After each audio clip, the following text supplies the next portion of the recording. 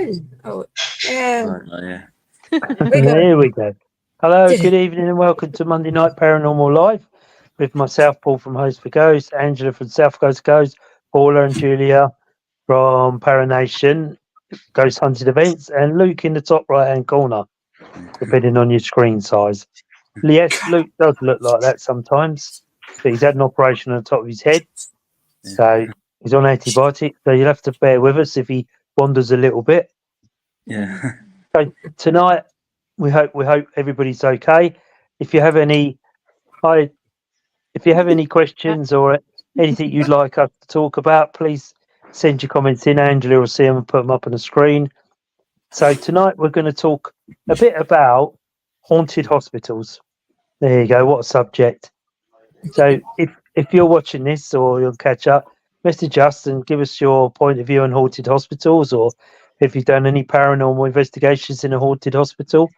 I've only ever done one, which was an asylum, which is a hospital, which I'll tell you a bit about in a while. This was Luke's idea, so hopefully Luke's going to talk tonight. Yeah. So send your questions in. We've got a big weekend coming up this weekend coming. Yay! A 12-hour sleepover at Shepton Mallet Prison. Can't wait.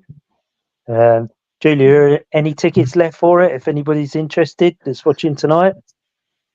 Oh, well, to be fair, I've literally got about 3 places. I've had just a few people just drop out, just 3 people drop out, just for like one thing or another has cropped up. Yeah. So yeah. There you go. 2 people that are interested, but they haven't brought them yet. So go on to the Paranation website, buy your tickets quickly, because this is a long one. It's a 12-hour overnight, 8 till 8. So fascinating place. I've been there and done a ghost investigation myself a few years ago. Great place.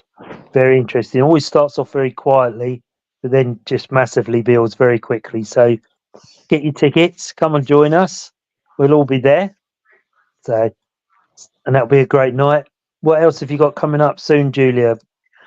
We've got Halloween Ghost Hunt end of October, and then we've got the HMS Warrior on the 7th of December.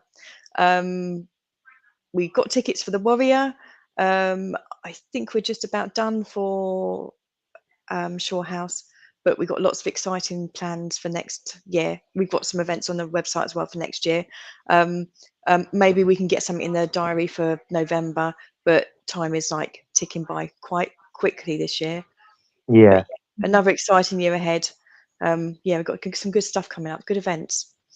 Just stay tuned. Get onto the Paranation website, buy your tickets, come and meet us in person. Good venues, all good, all really good venues, very active venues. So please get on there, buy your tickets. So, Ben Grosthart, can't wait. Yeah, nice to see you, Ben. Welcome on board. Dave Mullet, really looking forward to Shepton on Saturday. Come and introduce yourselves. Cole Domaney, hi Luke Surgis. So come and introduce yourself if you're there Saturday. Hi Daniel. Hi Daniel. Hi Daniel. Right, come and introduce yourself to us on Saturday evening there, so we know who we're talking to, so we can put faces to names that have commented on here tonight. How's Daniel? I'm very, very busy, Paul, to answer you, mate. It's been, let's say I'm a lot more busier than last year. Let's say, how are you guys? We're doing all right. We got Shepton Mallet Prison overnight Saturday. Oh, wow. Got an all-nighter, 12 hours. 12 hours. So if you want to pop along, we'll save you a bunk or a cell. We can put you in a cell there, Daniel. It's fine, you know. It's like Angela, if you just push Paul in the cell and then accidentally knock it. Oh, well, that's not very nice, is it? Coming from you. But if you push me in a cell, you'll be coming in with me, Daniel. And then the door will slam behind us, so we'll be there together. We're not far from you. We're Somerset, so we're not. Yeah, we're in Somerset. Far from you. Yeah. Oh, cool. Wow. weekend. Yeah. So you can get on your bike and start pedalling to Shepton Mallet. Yeah, we're not too far from you. We're down that neck of the woods.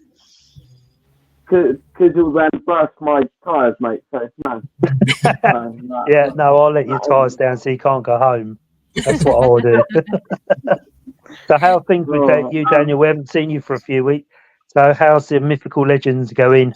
I've been watching behind the scenes. Very, very well, mate. Very, very well. So we got back from the USA about a month ago, I think now. And then we finished the filming for the documentary over there. All I can say until it's released is we went over there believing but not knowing, and some of us went over there not believing at all, and every single one came back knowing. That is all I'm going to say. Nice. And Nice. then we announced about a week and a half ago our annual encrypted conference that will be next May.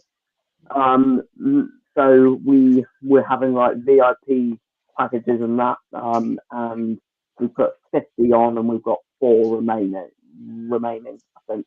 Nice. And then it's for the VIPs. It's going to be a 3-day event, and we have about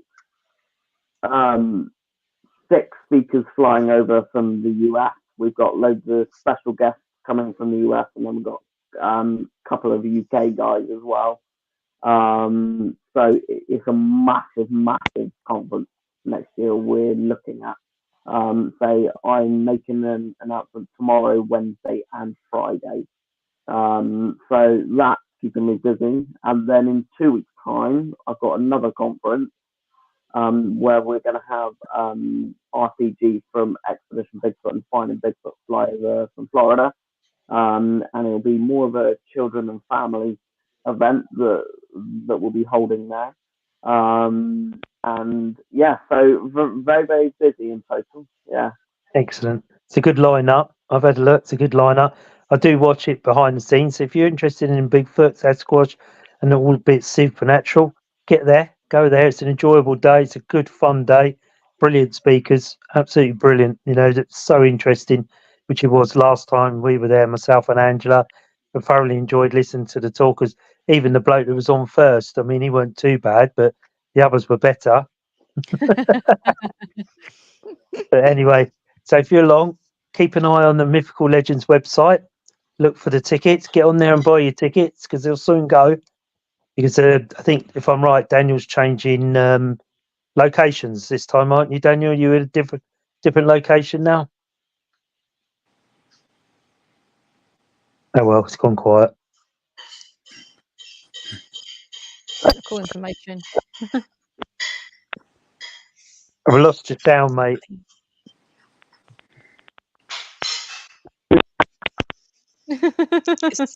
It's breaking up.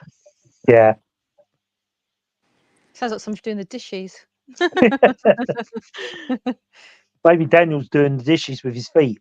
Yeah. And we just can't see it. He's standing in the sink. Can you guys hear me now? Yeah. Ah, there you go. No. Cool. Was you doing the There you go. dishes in the sink, Daniel? No. You sure? No. It'll probably be the last job you will see me do. Oh, that's not very nice. Your poor mum and dad. Yeah. So this year, next year, it's a different location, Daniel. Is that correct? You've gone to a different. Yeah. So basically, next year the location we are going to is So unlike last year, where it was one big hall, we will be moving to a venue that we have several different halls. So we have an inside vendors Bigfoot hall. We have a guests tables hall, and then we have our main speaker hall, and then we have outside space this time as well. We are looking at about 80 to 90 vendors at the moment. Nice. I got someone else dealing with the vendors, but we're doing a really nice outside space. So the good thing is that we've got the inside for the Bigfoot speakers, Bigfoot guys, VIPs, and then guys who just want to come along. We've got kind of all different stuff outside, and then we are also having parking as well. So Nice. it's a much better venue than last year. So yeah, all right. So get onto the website. Yeah. Get on the website, get your tickets, because I'm sure they'll sell really quickly, and you don't want to be disappointed because it is a great day. You'll have a fantastic day. The VIP package will entail of. Sorry, my phone's going off like mad. The VIP package will entail of the Friday, which will be an Expedition Bigfoot Q&A, plus a virtual Expedition Bigfoot guy coming in. The Saturday will be the actual conference 9 till 6. The evening, we are going to have the second Q&A, which will be all guest speakers. And then it will entail of live music in the evening. We have some bands playing, and it finishes around about 9:30, 10 o'clock. And then on the Sunday, will be all virtual speakers and special guests. Q&A and a Bigfoot coffee morning will be on the Sunday. I am on Friday. We have just secured a quite big guest, let's say. And there's a lot that entails with that, possibly even a screening of something as well, that will be taking place on that Sunday. So the VIP package is over the whole 3 days. But yeah, it's a great conference to get to if you can. Yep. So get your tickets, get on there, Mythical Legends website, get on there, get your tickets and get them bought up because, they will sell out quickly. And I can only say that when I went, it was excellent, a real excellent day. Some real good talkers, some real interesting stories. So get along there and don't be disappointed. Can you turn up at the door and buy tickets on the door, Daniel? We are looking at doing that as well. So yes, so you'll be able to buy general admission tickets. I can say that the VIP packages, we have 4 left, and there's no more once they've gone. So once they've gone, yeah. But we have early entry tickets and we have general admission tickets that will be done on the door. Yeah. So there you got it, straight from Daniel. Get in there, buy your VIP tickets, 4 left, and have a great day, a super day, or super weekend, Friday to Sunday. You have the VIP tickets, and you'll meet Daniel in person if he stands still long enough. You're not running around. Walk around a lot, don't I? A little bit. You must do a few steps on the day, mate. I did 15,000 steps last time in that Did you? My feet hurt so much. I can imagine. On that day, yeah. Brilliant. Yeah. It's good to see you in here, Daniel. Hope everybody's well. The family's good. Yeah. I am going to have to pop off in about two minutes or so. I just thought okay. I have 10 minutes to spare, so I thought I would come cool. on and thank you. See you guys. Thank you for coming on. Amazing. Yeah, thank you. So back to our subject, haunted hospitals tonight.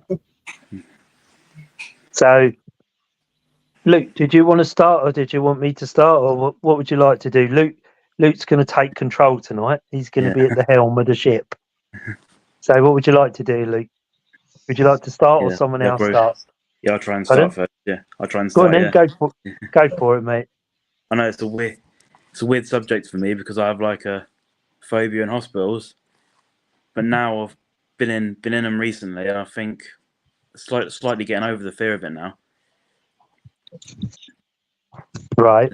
Yeah, I was in it yesterday. I actually had an experience in there. I was in the room getting like antibiotics into me, and there was a box of rubber gloves on the wall. And all of a sudden, it was like they just fell on the floor, that someone chucked them off the box. It was a bit strange.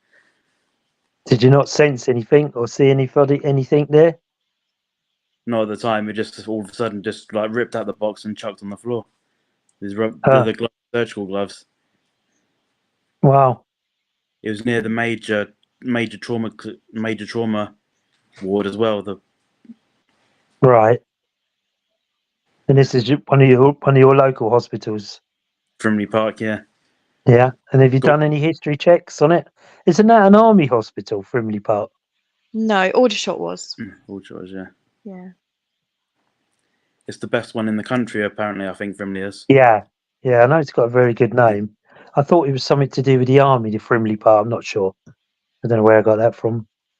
Apparently, the trauma area is where it's the most active in all hospitals. Any hospital, I reckon it would be. That's where most people sadly pass away and have traumatic experiences. But do you think that's negative energy there or positive energy? Very negative mostly, I reckon. It doesn't feel nice in that area. Yeah.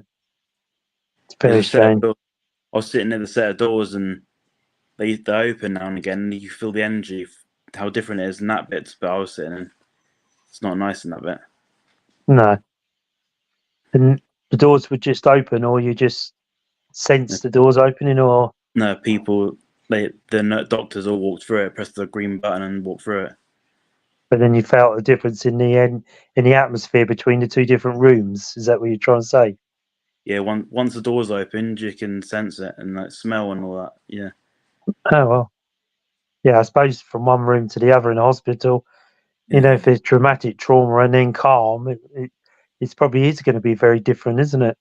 Yeah. So interesting. And this is what made you think about the subject tonight, or? No, I've been watching haunted hospitals on TV on Really. Okay. Yeah. So you're worried now? No. With some of them people coming after you. No. You can imagine, you know, I've heard accounts of like people at the end of their life type scenarios, and where nurses have gone in and there's somebody standing at the bottom of the bed, like waiting.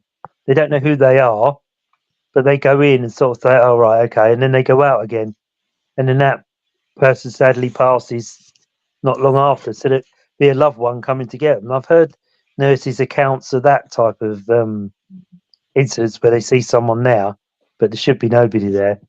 So that's quite interesting, isn't it? Yeah. You can imagine, you know, if you're doing a night shift in the hospital, you know, I can imagine it could be quite creepy there, really. The lights go out, everything's quieting down, and everybody's gone, and you know, and imagine that. It can also be during the day. It doesn't have to be at night, does it? I know that a couple of people have had hospital experiences when they've been visiting people, and they've like witnessed people there during the day. One was definitely a ghost because the person that saw the lady knew that the lady had passed away donkey's years before, and she was like at the end of the bed, concerned about her loved one that was in the bed, seriously ill. So I think, you know, during the day, I think you can also sort of spot them. But yeah, I can imagine being in hospital throughout the night can be quite creepy. Yeah, I remember when I was in St George's after I'd had a heart attack, and I couldn't sleep. I just couldn't settle. You know, and that's quite creepy because I kept looking around the room. You know, because I just couldn't sleep like you do.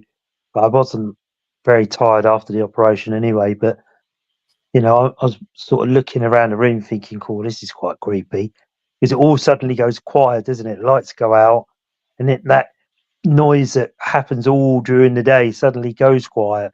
You obviously hear nurses moving around and whatever, but it can get quite creepy at night. I was sitting there like 4 o'clock in the morning, looking around the room, thinking, "Oh, it is quite creepy." You got your little light on and doing a bit of reading and all that sort of stuff. And that takes me to a hospital I investigated with another group, and it was actually in an asylum. So, you know, you class it as a mental hospital. And that was because we were asked to go in there because there were builders doing renovations in there, which gives you an idea of, you know, quite what's going on. you know, anywhere they get renovations on an old building, it normally stirs the energy up. Yeah, it, you know, becomes very active. And they kept saying that every time they put a tool down, they went back and the tool was missing and appeared somewhere else, or it wouldn't appear again. So this went on for weeks and months before they told someone. And then they refused to go back in there because they were getting behind with the building. They were asked to go back and work through the early hours, and they tried it, and then they said, no, we're not doing that. So we were asked to go in there just to have a look around, see what we thought. So I must admit, I don't easily get creeped out, but when you go into this, you go across a bit of a rubble. There's lots of rubble on the ground heading into the reception area, and it's like a massively round dome reception area, and the wings were off the dome. Really strange setup. Anyway, we wandered in there, and as you sort of got over the rubble, you sort of push the door open, and it's a typical haunted house door. The door creaks as you open. It's really what you needed, isn't it? As you go into a supposedly haunted location, is creaking doors. So I remember Chuck laughing, thinking, "What's this about? Right, isn't it? A creaking door." So we walked in there, and it was the most strange, creepiest feeling, because like you walked up to the reception desk, and the diary was still on the desk, open, with like visitors signing in and out. So they hadn't even removed that; it was just there, open. The only thing I didn't do was look at the date. Should have looked at the date on it, see when it was. Anyway, so we carried all the gear in and used it as a base place. And then as you looked around, there was wings or dorms offered to you right in front of you. Like it was about 5 wings, I suppose. And then I remember looking down one wing with a torch, and all the doors were open. So somebody had opened all the doors. I suppose the builders going in and out, whatever they were doing. Anyway, I remember looking down and see one of the doors actually start to move. I'm thinking, oh, that's quite creepy. And then, first rule really of investigations when you're doing a paranormal thing is don't go anywhere on your own, isn't it? Just in case something happens. You've got some way of communicating with somebody or whatever, So me being, whoa, I can't have a look at that. So I wandered off on my own while they were setting up. They said, where are you going? I said, oh, just going outside to get, because we always did it like, go together, 2 or 3 of you, or don't go on your own. And of course, old Muggins went off on his own like a fool. And I remember walking down this corridor, and I'm looking both sides, and I thought I could hear talking, but I thought, no, it's got to be them up at the base. But it was very faint, I could just about make them out. So I got to the door that was shut. All the others were quite wide open, and I was sort of looking inside like you do, and your heart rate's starting to increase because you're getting further in the dark. And when you look back, it's very dark, you just see a speck of light where the reception was. So you're quite a way down. And I remember getting to this door, and it was half shut. And I thought, well, that's strange. Why is that door half shut? And it was about where I saw the door move, or what I thought was movement in the door. So I thought, well, I'll go in there. So I wandered in the room, sort of opened the door, wandered in there, and there was a bed still there. And the creepiest thing was that the bed was still made with the cover folded over the side. Like someone was going to come in and get into bed. I thought, oh, this is not creepy by any means, is it? This one. So, and in the room there was a bed, like a cupboard, and then just off of there was the toilet room. So I wandered in the toilet room. Anybody here, like you do? And then a split second later, I thought, oh, the energy's changing, and the blooming door shut on me, slammed shut. I thought, oh. So I'm looking around thinking, there's a window up there, but there's no breeze because I had hair then. Shows you how long ago that was. So I was looking around and I thought, oh, I don't like this. So I tried to open the door and couldn't open the door. It was jammed shut. And I'm thinking, I'm in trouble here. I've done the cardinal sin and gone off on my own. So I'm looking at I had a old Nokia then. So I'm trying to message and it's got no signal, no charts. And then I felt something walk past me. When you get that wind, as something brushes past you, and I'm thinking, oh dear, I'm in trouble here. I shouldn't have been in here. And then whatever it was is getting more and more agitated, and I'm getting more and more nervous and more, not frightened, but worried now. And obviously, the more you get scared, the more energy you give off, the stronger the spirit becomes, whatever it is. And it was very agitated. It was obviously didn't want me in there, whatever it was. And I thought, well, the only thing I've got to do here is stand my ground, isn't it? So I'm saying, well, come on then, bring it on. Whatever you've got, just do what you got to do. I'm not afraid of you. Thinking this is not a good thing to be saying in a locked room, really, is it? You know, come on.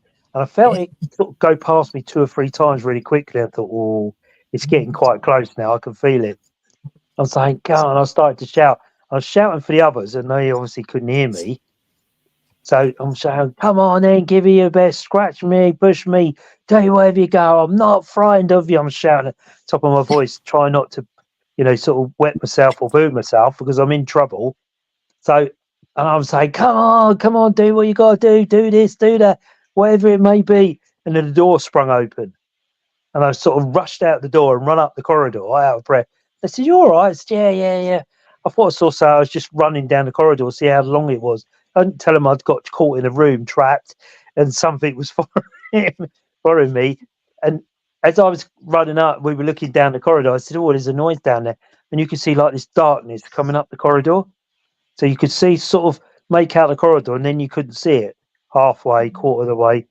And it was just like got to the top where we were, and it was dark as dark, and you actually couldn't see down the wing for a split second. It was so dark.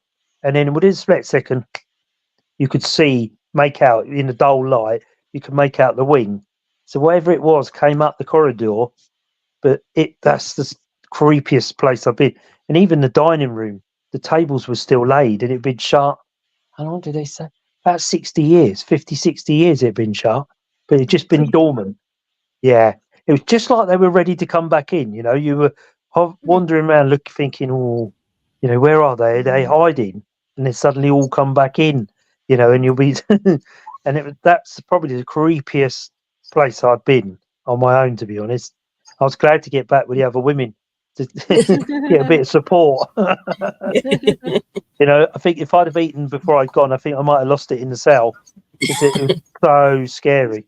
But that's my only hospital I've ever done.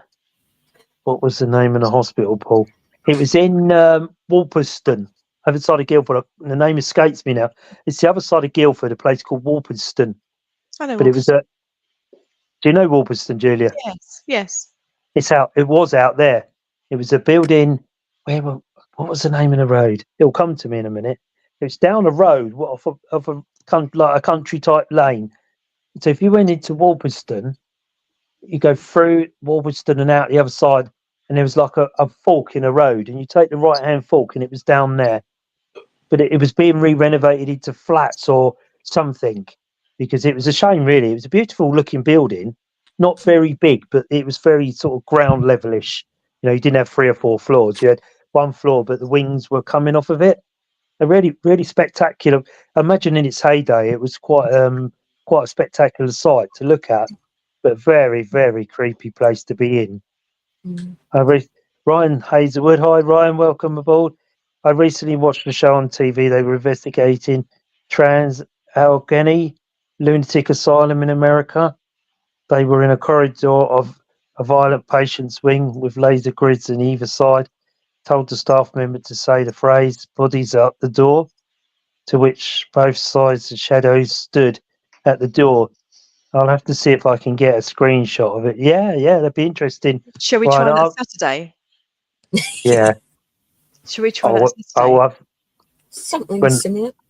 I won't tell you much about what happened when we were there, but in the condemned cell, that was just another level. That was, we were we were just sort of sitting in there by the trap door, and then we heard what sounded like a man's voice. Hello? Hello? Hello? We're thinking, we're looking at each other because we were all standing around the balustrade. I don't know if you remember the balustrade that goes around the hatch. They stop you getting near it. We kept hearing this, hello, hello, hello. We all look at each other thinking, who's that? So I wandered down the corridor and out into the big corridor. Julie, do you remember the corridor that's outside? I went out there. There's nobody there. No one. And as I came back in, hello, hello, hello. And as we looked up, you got the two cells either side of the door that that would slide back. We kept seeing his shadow run from door to door, from left to right, then right to left. And as it sort of came across, it's hello, hello, hello. It was just amazing place. I think you'll have a really good night there. Whether you'll get any sleep would be another matter, really. I think because it's been on my list to do for a long time, I'm aiming to get lots of rest this week and try and stay awake all night. So that's my plan, which is what I did at the Ram, and I was okay. So I think that's what I'm planning to do. It's such a huge venue. I just want to get as much as I possibly can throughout the night. Yeah. That's my aim, and then I can go home and sift through it and see what we've got. But yeah, I've found my voice recorder as well, so I'm going to Nice. get that working as well, and try and get some EVP. I've heard the EVP is very good there. Yeah. So yeah, try and do some EVP, and yeah, just do as much as we can to try and find out, try and capture as much as we can when we're there, because it's going to be like next year when we return. So yeah. And there's some people that haven't been able to come this weekend, so I've promised them that we're going to return, and they can join us next time we go. And if we get as much as we can, then it'll be easy to sell it next time, because we can say, well, when we're there, this, and it's like the old convent. Yeah, great place. You saw apparition there, didn't you? I don't know. Yeah, I saw a man stand, because I think I was. I went down the basement because we got there late because of the traffic, and then I was there. Cheryl said, "Oh, I'll go down the basement." So I went down the basement, and Cheryl was on the stairs. And as I got down the basement, I'm sort of looking around, thinking, "Oh, this is nice." And there was someone standing at the door. I went, "All right." And Cheryl went, "Who are you talking to?" I went, "The man here." She said, "There's nobody down there. Everybody's upstairs." And I'm like, "Uh-oh." Somebody's here with me. And I described him, didn't I, to a T? The flat cap and the way he looked and his gruff voice. And will the chapel be open? To be honest, Ben, I don't really know much until I arrive on site, and I think everybody's got access from 8, including myself. I don't have any early access or anything like that, so I don't really know until I'm there. I'm hoping. I've been told about the chapel. I've been told about the Victorian cells, and apparently there's a little cottage or something. That's right, yeah. So I'm hoping that we'll have access to everything, but I really don't know until I'm on, until the night. Yeah. But I would say yes. There. I would say when yes. we were there, the chapel was open. Yeah, I've heard lots of people going in the chapel, so I don't see why they wouldn't allow us access. A funny story. The tour guide said, "Oh, I'll take you up to the chapel because you go up the stairs to it. It's sort of on the top." And she said, "Oh," and the other groups had gone off. And she said, "Oh, well, would you like to see the chapel?" And I thought, "Oh, yeah, it's got to be a good place, isn't it?" So we walked in there. Obviously, the lights were off, so she sort of turned the lights on, and there was chairs either side of the stage, and right in the middle was a coffin. No way. And I looked at her, and she looked at me. I said, "Is that real?" And she went, "I don't know." Yeah. And Jen's going, "You sure we're allowed in here?" She said they often use the chapel to do filming in, so she wasn't sure whether it's a prop, and it was a proper coffin waiting to be rest. Hi, Dave Mullett. He's very active. Yeah, welcome to Monday Night Paranormal Live. Nice to have your comment. Dave's and there was a coffin there. Ben, they're coming on Saturday, so oh, nice. Yeah, it's going to be amazing. It's my very first time there, ghost hunting. I've been during the day, but it's my very first time. I don't know why in 16 years why I haven't been ghost hunting there before, but it's been 16 years of just doing ghost hunts all over, everywhere. There's always new places coming up. We try and get in there, and it's just been a complete whirlwind. But yeah, absolutely excited about Saturday. Lots of people have been messaging me over the past few weeks saying how excited they are, how they can't wait. There's people that have never, like myself, never been ghost hunting there before. I've heard lots of stories coming through. Even like today, somebody sent me a video of when they were in a cell, they put a cat ball down. It was going on demand. So people every day, people sending me videos and saying how great Shepton Mallet is. So really hope it lives up to expectation for us all, and you know, we can just capture as much as we possibly can there. Just a bit of advice, really. If you go, plenty of laser grids. There's lots and lots of movement. Remember, it's on 3 floors as well. So ground, middle, and upper floors. So you really got to be on your guard, because you know, a few times we were there with Jen, we could hear footsteps, but we couldn't make out what floor it was on. But by the time I'd gone back and get my yes, can't wait, Dave. Come and introduce yourself when you're there to us on here. You know, come and have a chat with us. It'd be nice to put a face to the name, so we know who we are, so you know who we are. And I'd say lots of laser grids, lots of laser grids, lots of shadow figures seen there. You know, movement, footsteps, voices, and cells, and it takes a bit of time to build up. Do you know what I mean? Because it's so vast. Like Julie said, it's such a vast place.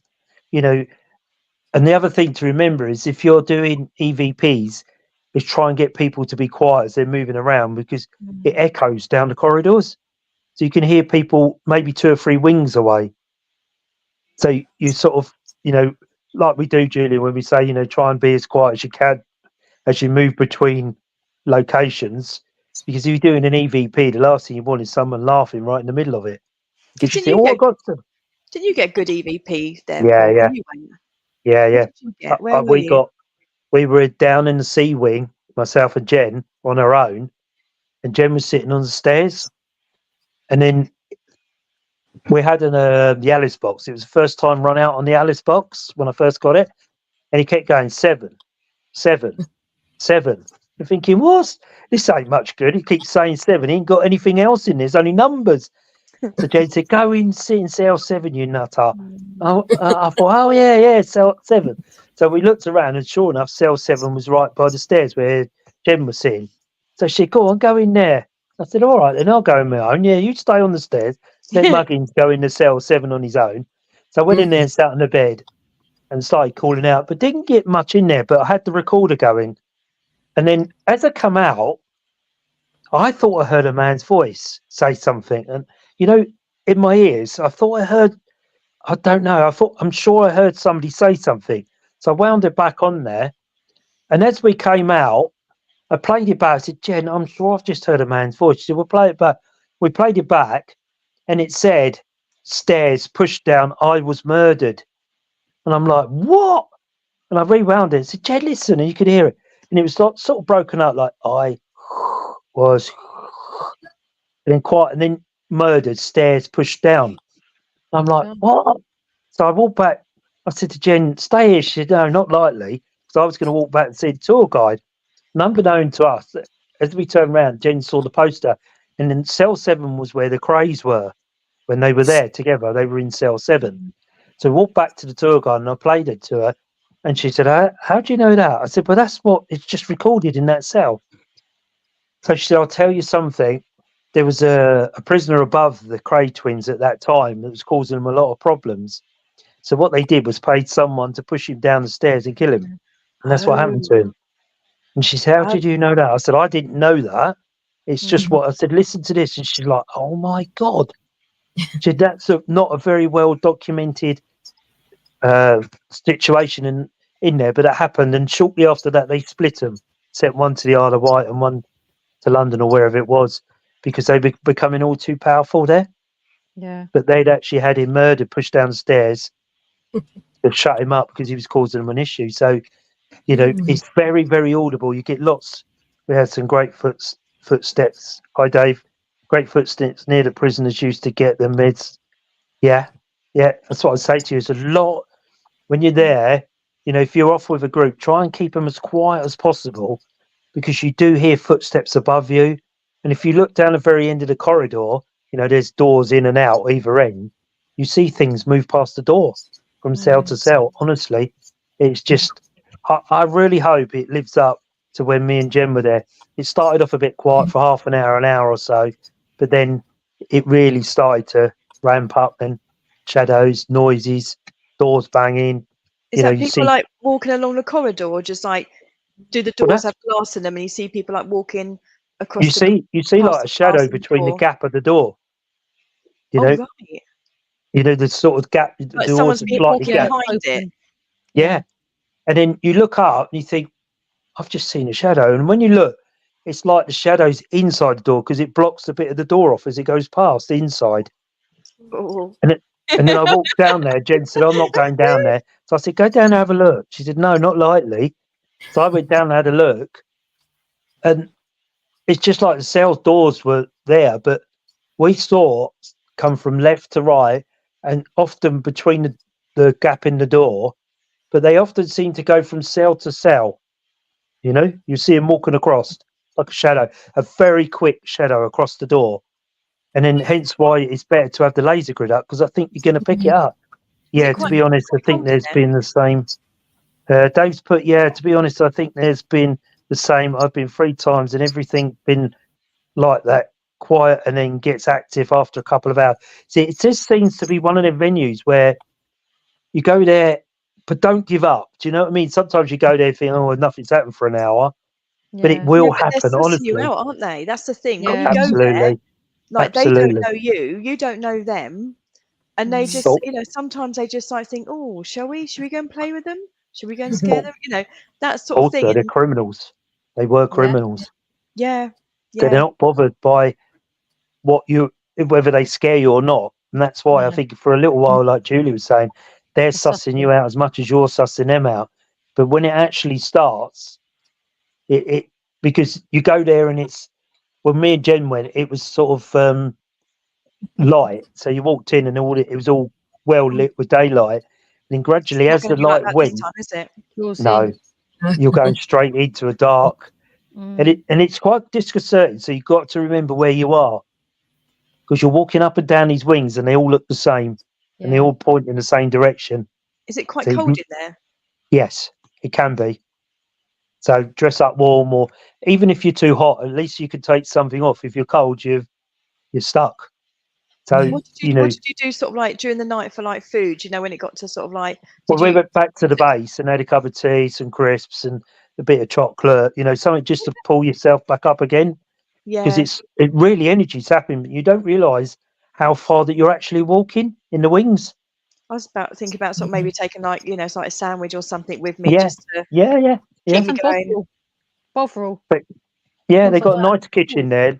We go back there and you'd have a cup of tea and some crisps, a bit of chocolate, and you don't actually realise how far that you're actually walking up and down the wings because you're so concentrated on footsteps and shadows and things knocking and you know all the other guys on here that are commenting. I tell you, it's very quiet. Don't give up in the first hour or so. You know, if you walk in and it all kicks off, then brilliant, absolutely brilliant. You know, go for it, get everything you can. But if it's quiet, don't give up. Don't get despondent because it will happen. I'm telling Someone you. also said about table tipping in the chapel. Yeah. Someone Well, said that was good. the chapel's known for to have a negative energy in there as well.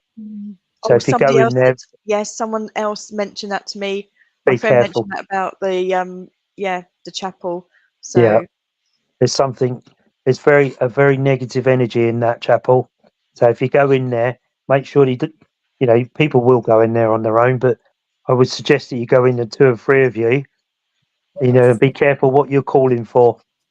That's yeah, all I and I'll can say. just You know. remind people that when we do our ghost hunts, we had table tipping in the cell, really active. Oh, great, Ben. Maybe we can try that out on Saturday. Yeah. But when we do our ghost hunts, we do open at the beginning, and we do close down Yeah. at the end, and we are Absolutely.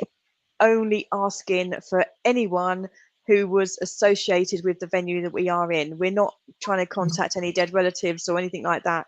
We are just interested in the people that are at the venue we are in. So we're only after anybody who used to work or was imprisoned in Shepton Mallet at the weekend. And we're all out to get as much evidence on camera, on photos, or whatever EVP. We're out to get as much as we possibly can, so we can put it on Facebook, put it on TikTok. We can document it, and it's there for everyone to see. So that's like the aim of our events. We're very friendly, very easygoing. You know, we don't sort of, you know, we're not too sort of No, regimented. no, oh no, No, not at all. It's No. it's a very relaxed atmosphere. Also, there will be a whiteboard there, so when you go back for a break, write down on the whiteboard, you know, your experiences, especially names, because sometimes the tour guide we had when me and Jem went was very good because they could look back through the records and try and find if the name you got was associated with the prison. Also, remember that the spirits in the prison not only are prisoners, but you would have guards as well. Okay, so remember they'll be on the patrol. So if you hear keys rattling, things like that, because they would have had, you know, people walking up and down checking the cells, and so, you know, bear in mind, not only are you looking at prisoners, you're also looking at staff that would have been there, men, women. They had a women's wing, a men's ward, and, you know, all that type. So, you know, it's such a general place, but it's Also very, children. very big. There Yeah, might there even Yes. be children there. Yeah, The dead there was babies children there as well, and there was a hospital there. Yeah. And also, you got to remember that the Americans had it during the Second World War. So if you start to get American voices or names, you know, don't say, "Oh, that don't make sense." It will do, you know, because it was run by the Americans during the Second World War. So, you know, you get American names, you know, like we did. We had like a name come through outside cell 7 said Reginald, and we're thinking, "Oh, that's an American name, Reginald, isn't it?" And it's not until we saw the poster, it said Reginald Cray. Thought, oh, that now makes sense on the recording why it said Reginald, and it really was really clear. Like they were there. It was like Reginald, and I played it back, and I said, Jen, look, listen to this. And then of course we saw the poster, and then that name made sense with where the surrounds that we were in. But it's very audible. So if you're in your groups, sit tight, sit quietly, and fingers crossed you will have a great night, you know. But just obviously remember, if you're moving about, try and be as quiet as possible for other people if they're recording, or, you know, videos are going or whatever. EVPs, do lots of EVPs, you'll get lots of noises and footsteps and tapping, and it's brilliant. It's absolutely a brilliant venue. You know, I can't wait to go back there because we had such a good time with me and Jen. But it took a while, but believe it, you know, it's just amazing place, absolutely amazing. I was sort of devastated when they said they were going to shut it, close it, and that was it, slot, because it's a massive, big history there, you know, and it'd be a shame to lose something else into history, you know, to build in it. And I could understand why the people in, you know, around there would never let it go, because it is a massive part of history. And if you sort of, when you get there, it's on a slope, on a hill. So if you walk down the bottom of the hill, you can actually see how far the prison stretches. So you can imagine how far it is when you're inside there, wandering around. You know, I don't know how many acres it covers, but it covers a massive amount of acreage. And right opposite was the graveyard. So as you enter the prison, if you turn around and look across the road, the graveyard was the other side of the wall, which is now part of a school field, I think, if I remember correctly. There's also outside space as well where they used to shoot them, isn't there? Yeah, From what yeah, in the courtyard. Yeah. There's still bullet holes in the wall. It's as massively original as they could possibly get it, you know. I take my hats off to the people that look after it, because it is just a massive piece of history, really. So everybody's really excited to go and can't wait. Can't wait. Bring it on. Yeah, I can't wait. But No. wrap up warm. Wrap up warm. Yes. If you wrap up warm, if you get hot, it's easier to take a layer off. If you're cold and you've got nothing else to put on, and it does get chilly, you've got to remember it's no heating, it's stone walled. You know, obviously they can't run the heating anyway. The base where you are is always warm. So if you do get cold, you can always go back there and warm up, you know, and then set off again. You know, but there's so many different directions you can go. It's the most amazing place. So don't get lost. Because I really don't want to go back at 4 o'clock and 5 o'clock in the morning looking for people wandering around with a search party. You know. But it's good. I think you will enjoy it. So don't be disappointed when it first starts, because hopefully it'll be very active as soon as you get in there. But if it's not, just keep wandering around, just keep trying, and then it'll happen. Like Ben was saying, it just suddenly everything happens, table tipping, like Julie said, cat balls and voice recordings, footsteps, shadows, it all starts to come together. But, you just got to be in a good frame of mind, give positive energy. I'm going to see something tonight. I'm going to have a fantastic night. Do you have your own tables? Yes, we do, Ben. Yes. Angela has a very haunted table, and Julia's got a good one. I think we got identical tables, haven't we? And I think somebody else is going, and I think Cheryl's got her own table as well.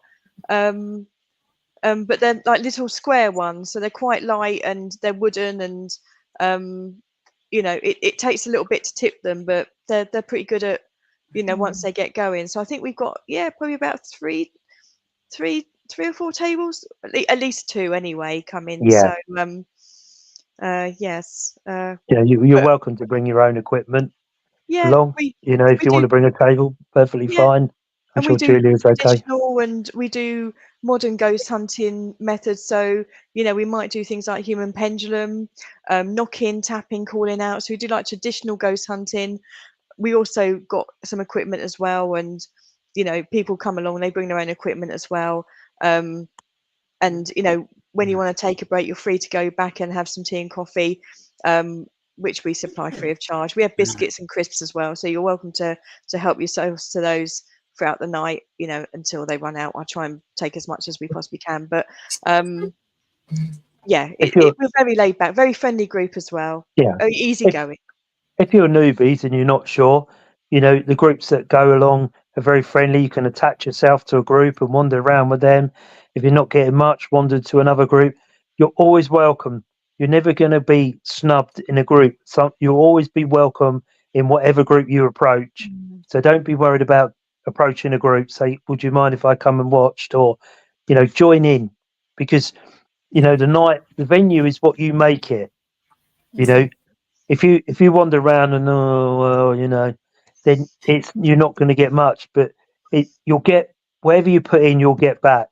So if you're not sure, you're new, go to one of the groups and say, can I hang around with you lot for a bit, and then see what they're doing. Watch what they're doing that night as well. So pardon? We got lots of helpers that night. Who are very experienced and have got decades of ghost hunting behind them. And you're welcome to go off with them, or you're welcome to if you want to do your own thing. Sometimes people, when they're on the with their little groups or whatever, they get some amazing stuff, absolutely amazing stuff. But we'll do the best we can to show you what we can do, and and just make it a really good fun night for everybody. You'll whatever you put in, you'll get back out of it. Lots of positive thinking. Absolutely. Lots of, everybody I've spoken to has been super excited over the last few weeks. Even this week, I even had a phone call this evening from a young lady who's come in, and she's ever so excited. She rings me up every week or so to say how excited she is, and she can't wait to come. So I think she plans to be around the trapdoor area. But yes, there's everyone. I know majority of people come in. We have some newbies, but a lot of people I know have been with us before, and it's just going to be. Everyone's so excited. It's going to be such a good night, and I'm trying to persuade Paula to come as well. So I did message her. So even if you go to different places and they're full up, just move on and go back to it. If the room's come in full my up, van and chuck you in the back. Lock the door. So if the rooms are full up and you can't get in, wander off somewhere else and come back, because you'll always get in there. You'll always get in there, squeeze in there, or come back in a little while, and if they're not getting much, they may move on and you might get a lot. That's how it happens. So don't give up if the room's full up. Just wander, do your bit, and then come back to it. You'll always get in there at some time of that night. You'll be going in there. Hours. Yeah, exactly. Yeah. It's not a few hours, is it? Andrew, you got anything to say on haunted hospitals? Well, I looked up some stories, but I don't know if you want me to read any of them out. Yeah. Where are they? Find them now. I've got so many tabs open, it's ridiculous. Yeah, apparently Cardiff Royal Infirmary is said to be one of the UK's most haunted hospitals. And it was built in 1822, and it started off as the Cardiff Dispensary, and it was the main hospital in Cardiff. Let me see, where's the story on? Shush. It's on about the ghostly matron, and this is a story by Douglas Bragg, who was working as a plumber at the infirmary when he saw something creepy. He was working alone in one of the old wards, and he suddenly got the feeling he was being watched. But when he turned around, there was no one there, so he got back on with his work. And then he heard footsteps behind him, and he thought it was someone come to check on him. So he stood up ready to tell them just to leave him to it, but again, there was nobody there. So now he's thinking it's in his imagination, so he carried on working. But as he bent down to finish his work, he felt the pressure of a hand on his shoulder and the outline of individual fingers. He spun around to see the figure of a lady wearing a grey uniform at the other end of the ward. She stared at him for a few moments, smiled, and then vanished.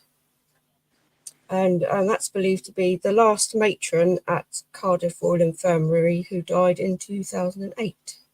Wow. So that's quite a...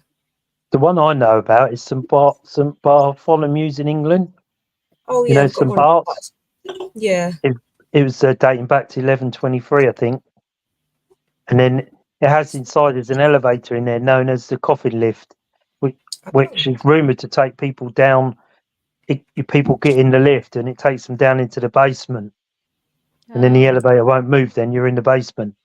But that's still an active hospital now at St Bart's. But that's supposed to be very, very haunted. So if it dates back to 1123, I mean, you've got to expect something going on, ain't you? But Yeah. I don't know. It's the oldest hospital in London, I assume. But it's still a full-on hospital now, isn't it? Yeah. So that's one I know of. There's a few in Wales, but other than that, I've heard of some Barts, but a lot of them in America, aren't they? Great big American like hospitals, you know. Yeah. But that's the one I know of. And Bedlam, or what's it, Royal Bethlehem Hospital, known as Bedlam, that has a legend of a female ghost gliding around the building, clutching a guinea. It says, according to legend, the ghost was that of Rebecca Griffiths, a servant in a house on Fish Street Hill near the monument of the Great Fire of London. In 1878, a relative of her employers came to stay, and Rebecca became peculiarly attached to him. At the moment he was due to leave, he pressed a guinea into her hand and left it in his chaise. Rebecca apparently ran after it, and she was only apprehended when she reached Borough across London Bridge.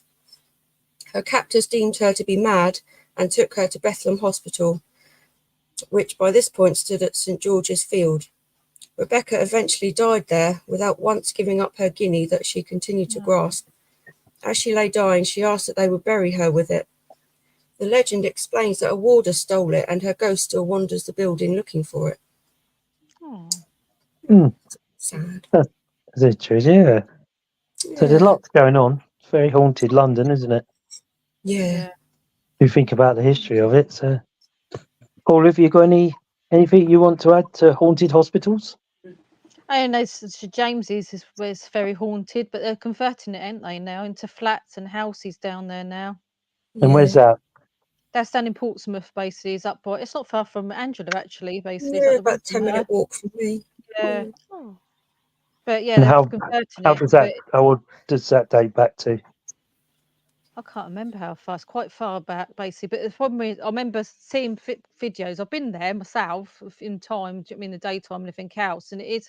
I remember going to a bingo place years ago there, and it's quite very spooky when you go through there and everything else. Because they use, I think they still use a bit of it now for different things. So I know there's part of it is off, literally sectioned off because they have a lot of mental patients in there. They did. Then you use a bit of it for like outpatients, and they use it for all different things. And I know not far from there, I noticed they've built a care home, which I don't know if it's appropriate really, but on top of a hospital. But there you go. Oh well, that's not going to be creepy by any means, then, is it? Oh no. But yeah. 1879 it opened. Oh, did it? When There was you it? go. 1879. There Oh, you go. blimey. But they have still got the tower. They keep the tower, the clock on it. I don't know why they do that, but they do. They keep the tower, don't they, every time? Yeah, it's Yeah. a grade 2 listed building. That bit. Yeah. So some of it Great they have too. kept, some of them they keep in, and some of it. But I don't think I want to live in somewhere like that myself. But there you go. No. But it's like No. it's the same exactly with the prison we had here, Kingston Prison. They converted Yeah, I was them gonna into say that. houses, flats, and everything else. Yeah. Oh, So right. I remember going around that years ago when they had an open day. You can have a look around at the cells and all that lot for nothing. It wasn't no charge. You got a ticket. That's all you got, and they had a look round it. That was amazing. Okay. They've kept the tower again in that place, Hmm. but they've converted. I wouldn't mind having a good nose again. Now it's all modern because they converted into houses and flats and everything else. But they kept the Right. outside wall. All right. Yeah, they kept the outside wall in different areas. So there must be bits of it they're not allowed to pull down. Maybe. Yeah, if it's listed, a listed Yeah. building, they won't be allowed to do.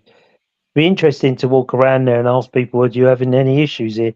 Yeah, well, I thought it'd be nice to go on a ghost hunt there actually at night time, wouldn't it? Jangling keys and banging doors. You can walk through there. Do you mean so? What's not gonna nothing's gonna stop you doing it? You can imagine, Ang- can't you? I had to get drag Angela down. Come on, Angela, let's go for the night. Go walking around the flats at night. What are these two doing? You'll end up getting sectioned, you two, doing that. Yeah.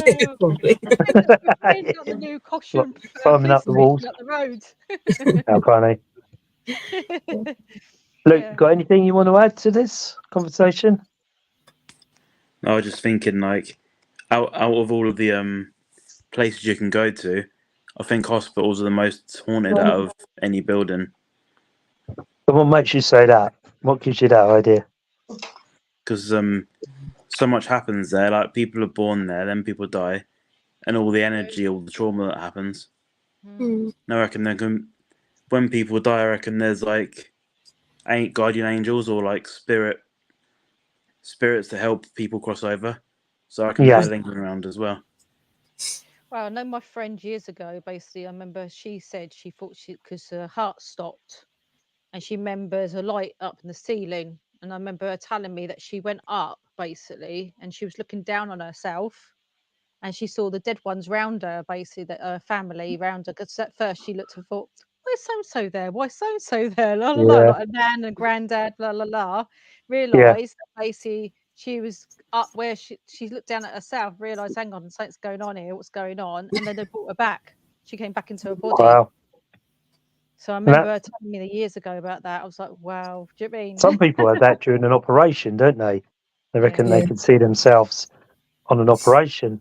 And a lot of times they call it OOB, don't they? Out of body experience. Where you can actually look down on yourself.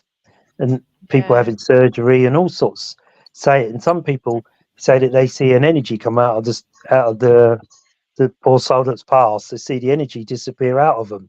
Mm, You know, potentially we're only a vessel, aren't we, really? yeah. You know, our spiritual energy or whatever will carry on with its journey. But the vessel does its journey in is no longer, is it? You know? Mhm. It's interesting. Mm. Anyway, any other comments, Angela, or anybody want to add to the haunted hospitals? No? Cool. So, everybody watching, we will see you Saturday, 8 o'clock. Julia, is that correct? 8 o'clock. Thank you ever so much, everybody that's booked. And we will do a quick, on our live on Monday, a quick roundup of what happened on Saturday, just to let everybody know how it went. But yeah, thank you so much, everyone that's booked. Looking forward to seeing you on Saturday. Come and introduce yourself, Ben, and the others that are on here.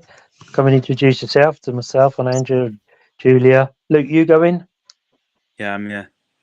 And Paula's going, is she? I'm Apparently. trying to get her to go. She's like, I think it's the length of time it is. Yeah, it's Yeah. long way. 12 hours up there. Do you know what I mean? Just getting away up there and getting back again. So it's a nightmare. Yeah, it's a bit of a trek, isn't it? I know. Yeah, I mean, I'll be coming up on a bike. Look forward to it. Can't wait. Yeah, It'd see be you good there, to see you, Ben Ben. and Come and Dave. See you come there. and introduce yourself to us. Make sure you do. So, you know, I won't be there for the full 12 hours. I'll be there because I've got 2.5 hour journey back on the bike at 2 o'clock in the morning. So I'll be home about 4 o'clock in the morning. So if I stay till 8 o'clock, I'll just fall asleep in the cell and I'll be there for a couple of months before they find me. So, so I'll be coming back. I don't know what time I leave. If it's all kicking off, I will just stay anyway. Yeah. Yeah. I'm there till 8 in the morning. So, yeah, I'm there all night. And then drive So my home. turn. Party. Excellent, excellent. So thank you for watching tonight, and thank you for your comments. So, as I say on Saturday, come and tell us who you are, so we put a face to the name. Introduce yourself. We're a friendly group, you know, so that it will happen. So just keep going and persevere, because it is quite a place, and it's huge. So take your layers, take your warm clothes. If you're too hot, you can always leave your clothes, you know, some of your clothes back in the base, Leave because your there'll be a clothes, all tour your clothes guide there. Eh? Just leave your clothes. Yeah, well, is it a naturist? That's a good one. You could do a Pants. naturist one, couldn't you? A Oh my naturist God, ghost hunt. no. No. Put in your Gives me shivers pajamas. thinking about it. Put your pajamas under your clothes and you take them off for your pajamas and then put it back again. Well, there you go. There's a good idea from Sleep Paula. over. See your little hat on. Mm. Sleeping Yeah, bag, just bottle. just yeah, just layer up. So if you're too warm, at least you can take some of it off.